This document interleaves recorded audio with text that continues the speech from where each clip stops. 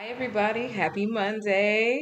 Happy MLK Day. Happy Inauguration Day to you all. And I hope everybody is safe, well, and excited for this new video. I want to start by thanking everybody. This has been a new journey for me, especially doing YouTube. And also, I want to get in the habit of just giving you raw information, no editing, just strictly me giving you the facts. So that said, you're gonna get me in full human form. No edits, no clipping videos together, none of that. So I want it to be as authentic as possible. And as I continue to grow over my YouTube journey, you all will see me improve and we will continue this together. So hopefully you are finding this information valuable. If you are an artist, if you're starting off as an artist, if you are new to the art world, new to the art journey, or even if you're in the art world and a part of the art journey now and you just need a little additional assistance or there's additional information that I can help with, like please let me know in the comments if there's a video that you want to see.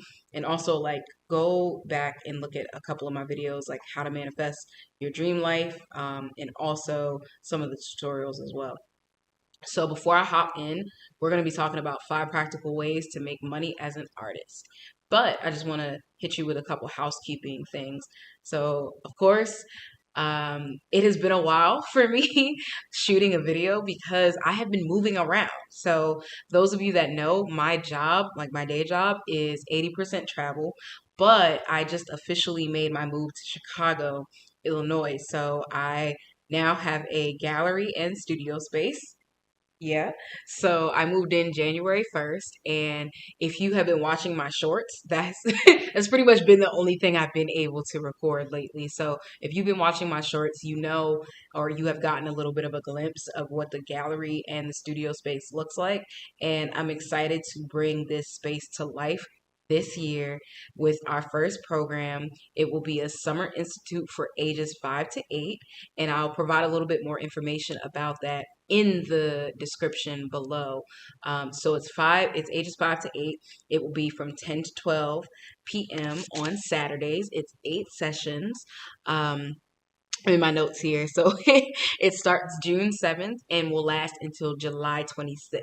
So it is $150 for 8 classes. It also includes materials, a portal, student portal for parents and the students as well, and an end of year or end of 8 class showcase that will be hosted in the gallery space in Chicago. So it will be one last hurrah for the parents, the students, and all of their family members to just come and enjoy their art in the space. So the goal for this class is to show students that there is life in the art world. It is to get them engaged, it is to get them learning new skills, and to have fun over the summer.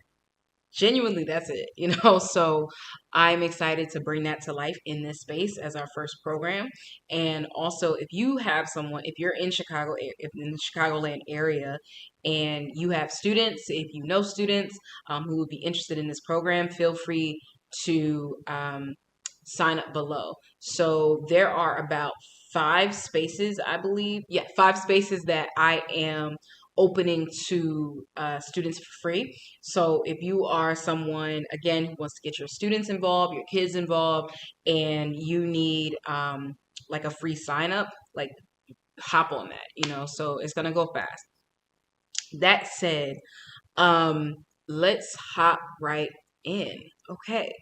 So, 5 practical ways to make money as an artist. Okay. So, 5. The first one, there's 5 of them I'll go through. But the first one, sell art. Gasp, right? Surprise. So a lot of people are like, what can I do to make money as an artist? I don't know where to start. What can I do, right? They see all these people who give the illusion that they're making all this money either on social media, either on YouTube, And newsflash, sometimes they're not making money at all. They just make it look good. Okay.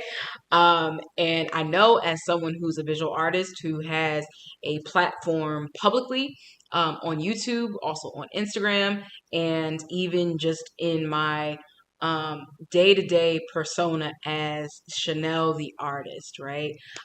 There are a lot of people who believe that I make more money than I actually do, but there are also people who believe the fame that comes with being an artist equates to making money, which is not always true, especially if you don't know how to, monetize your platform. So when I say sell art, I'm not just saying like go to a flea market and just sell your work, or just like saying, just sell it, just do that, right? So there is a system to this. Deciding where you want to sell your art is a big thing, which we can go into in another video. So what kind of artist do you want to be? Do you want to be the everyone's artist, where you're just making art for any and everybody? You're making the art that you feel like isn't true to your soul, but you're making the art that sells, right? You're just making the art that's like, I'll give you all an example. Like when I was early in my career and I was just fixated on making money, instead of making the art that felt good to me, I was making stuff like Bart Simpson. I was painting girls with afros, like, and there's nothing wrong with any of that, but I was going for the stuff that I felt like was selling in that market. And again, nothing wrong with that. If you are deciding to go that route, then there is lots of money in that. Meaning there's lots of money in the route of making art that the market wants at that time, right? So that may be a contemporary avenue for you, or more of a pop art avenue. Okay. Something that my mentor has always told me and has allowed me to make money with my own art is to keep tiers, like tier levels of what you're selling. So, like for example, tier one, those are if you're in, let's just say you're an example, you're a bead artist. Tier one would be all of your bead bracelets that you sell for $5. Tier two would be your beaded necklaces that you sell for $50. And tier three would be your beaded canvases that you sell for $300. Do you see a pattern here? So the tiers are essentially tier levels of how much, like what the entry point is for your customers to buy your work. So if I am someone who really wants to buy art, for example, I want a Jackson Pollock piece and those are selling for like millions of dollars, but I really want to own um, a piece of artwork. I want to buy something that's affordable for me. What if I can't spend millions of dollars? And if you're an artist who's struggling with, like, if you have amazing work, like I'm sure all of you have amazing work that are listening to this video, but if you have amazing work and you're finding issues with selling your work, sometimes it's not about your work not being good. Sometimes it's about your price points and your entryways and the audience that you're selling to. So you may have $1 million piece of art, but you're selling it to someone who only has $10. So, the person who has $10 is going to say something like, I really want to buy this art, but I don't have the money for it. Can you discount it? Or like, um, I really want to buy this art, but I can't afford it right now. And you may say, oh God, nobody wants to buy my art. Like nobody can afford my art. But the reality is you just need to have different tier levels for your entry points of different audiences. So it doesn't sell yourself short as an artist. It makes sure you make money. And sometimes it makes sure you make easy and quick money if you're trying to hold out for the people who can afford your tier three or tier four, etc., like your more expensive work. So that's the first one, is selling art at a reasonable price so that you can achieve your desired outcome with the audience that you are trying to sell to. So cool. It's like that's the first one. Okay. Um, Practical way number two, teaching. Teaching is an amazing profession. I love teaching. That's actually one of my favorite ways to make money from art.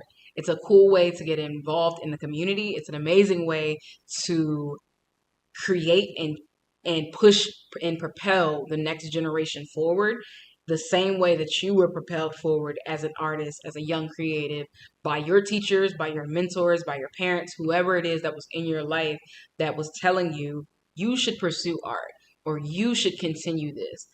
And I believe teaching is a very powerful tool to make money, but also it's a very powerful tool for your soul. It's a very powerful way to be close to the work and also make sure, honestly, you understand art making. Because when you teach it, you master it on a different level. Okay.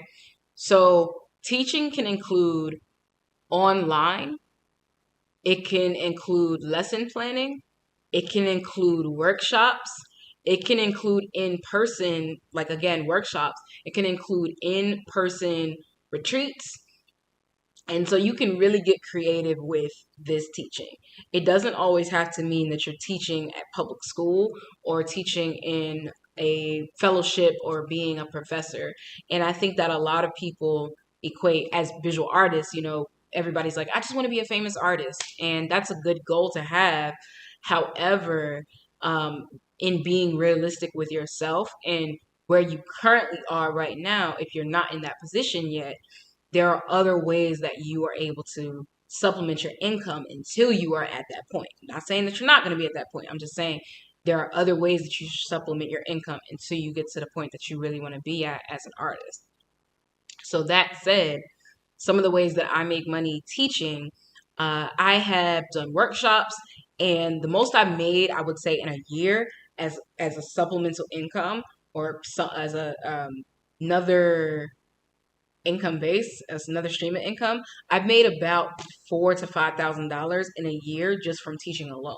That's not me. That's not including if I were to do a teaching gig every month or twice a month or etc. Like what I'm about to start shifting into. But that's just from people asking me, "Hey, can you come teach this course?" And I ask my price. They say, "Great, we'll get the materials, etc." Right? So think about that. Think about someone who's not even asking to go out and teach, but people are inviting you to come teach, which is great. People are inviting you to come teach, and if you feel like the price is right, you go and you teach a class. You have a great time. They pay for the materials. Sometimes you leave with extra materials for yourself and whatever projects that you need to do. So you now have that as a resume builder. Like you can add that to your CV or your resume, and that can be used as a tool to get into higher ed positions. That could be used as a tool to be in public school positions, and you now have another stream of income. You've now made money. So that is the workshop portion of it. You have online. Online is a great, great tool to be teaching. You can start a YouTube channel. You can do something like this where you're giving advice on what to do, what not to do, how to manifest certain things. Like if you have a skill, you can market that skill. If you have a skill, there's somebody else who is in need of that skill. So keep that in mind. And just because one person is doing it, like if you see me doing it or someone else doing it, doesn't mean that you can't have a voice in the same market as well. Because the way I do it is going to be very different from the way you do it. And there's always going to be someone who is interested in hearing what you have to say in the way that you say it. So, workshops and lessons. So lessons, right? You can do lessons online. Lessons are great tools for anywhere from elementary school to college level to people who are just picking up a paintbrush to people who are more advanced. You can do lessons like watercolor, where you are doing, maybe you do a one-time workshop. You charge everyone $20 to join your workshop, whether it be online or in person. All you need is a space if you're in person, right? You can have your own space. You can rent out a space, which again, that will cost additional money, but you can also partner with community organizations. A lot of times they are looking for places like libraries, which are great tools for paying artists to come in and teach community workshops. You can link with community centers. I'm trying to think where else you can link. Schools as well, especially schools that are underfunded who don't have art teachers. Those are great resources and great places to start. And sometimes it is as easy as walking into these spaces and letting it be known that, hey, I'm an artist. It's like an interview, right? Hi, I'm an artist and I would like to teach a class here. I was thinking once a week, once every 2 weeks, twice a month, and here's my rate. And sometimes the person is like, wow, like we're always looking for more programming. We're always looking for artists like you. Here's the email to this person who can pay you, or here's the email to this person who can make sure you have this class set up. It is literally that easy. When I go to new communities, that is how I start to establish my footprint as an artist.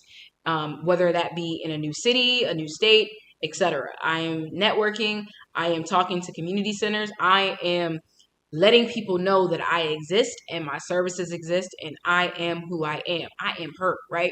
So that is teaching, online workshops, online lessons, work, and in person, and also connecting to community as well.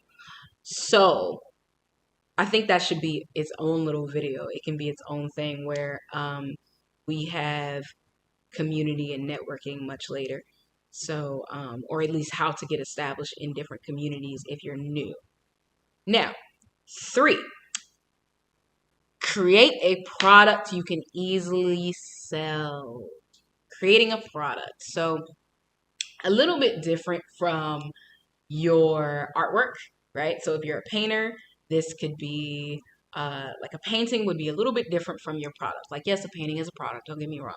But when I say like create a product you can easily sell, I'm saying like digital workshops or digital books or books in general, something you can come by and, maybe it's a 5-pager, something you can easily make, right?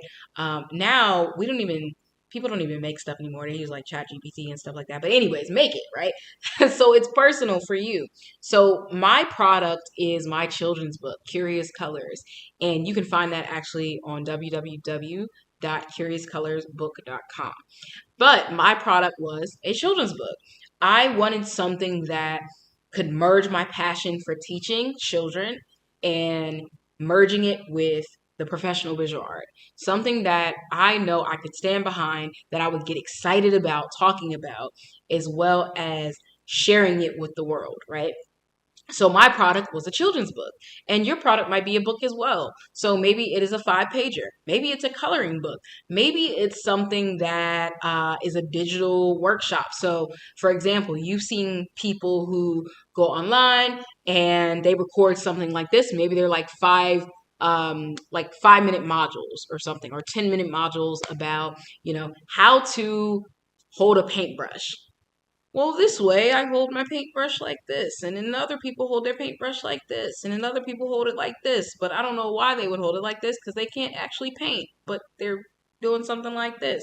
Like, so it sounds silly, but write down the ideas that you think of when you think of a product for an artist. When you look at the shelves of an art store, you see things like pencils, you see things like pens, you see erasers, you see multiple brands and multiple different companies selling the same thing, right? So how much would it cost you to buy a bunch of pens and put your logo on it?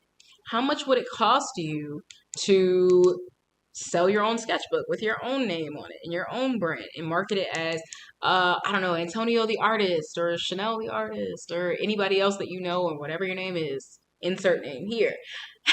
So that could be another way that you can make money from your product. That is another stream of income for me as well. And the most I've made, I would say, in a year from selling books, because it is still so very new, is about $2,000 a year. So that is again another stream of income that adds on to my other streams as well. So consider creating a product that you can easily distribute to people. And I guarantee you something that's like at a $5 or $10 price point. By the time you sell it to 10 people, that's $100 right there just in a day. So, number 4. Okay. Number 4, a day job. A day job. Get a job. Get a job. Get a job. So, a day job. So, that could be anything. That could be something part time. That can be something full time. Something that pays for your lifestyle so that you can then be creative in your free time. You can then create other streams that you need to.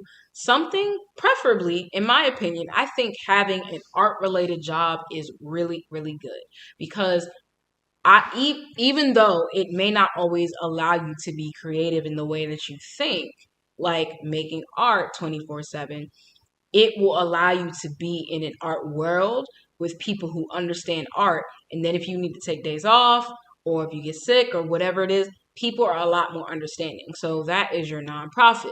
That is your art schools. Those are your art stores. I'm trying to think what else. Those are your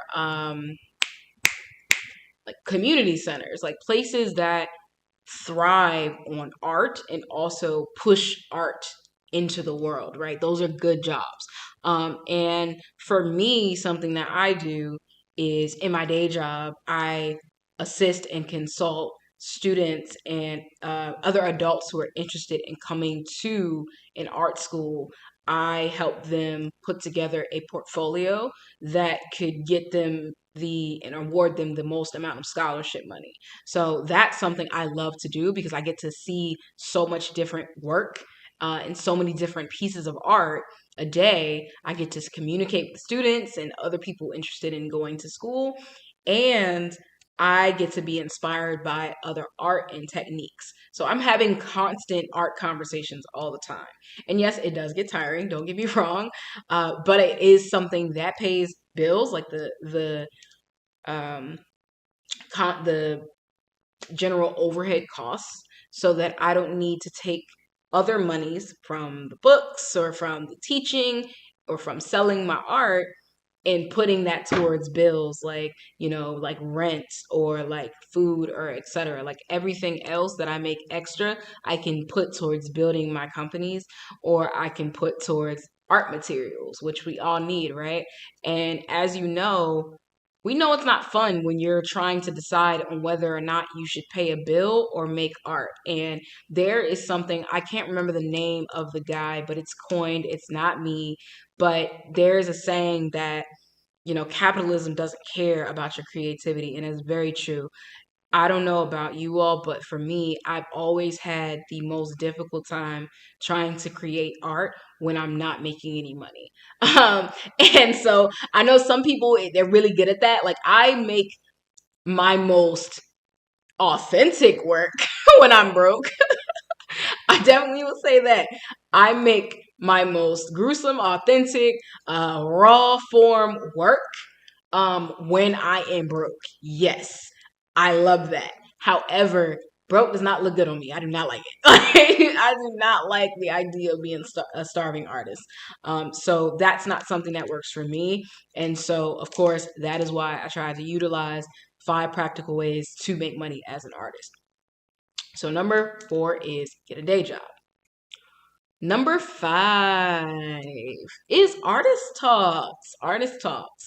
So there is opportunities for you as an artist to talk about your work, to talk about your story, to talk about who you are as a person and how you came to art. That is a very motivational thing for a lot of people. People who want to enter the art world, people who don't want to enter the art world, people who just want to hear the perspective of how the artistic mind works, right? So, artist talks. Sometimes artist talks can pay anything from $200 to $1,000 or more, depending on like how big your brand is as an artist. I've been paid, the most I've been paid so far is because I don't take a lot of artist talks.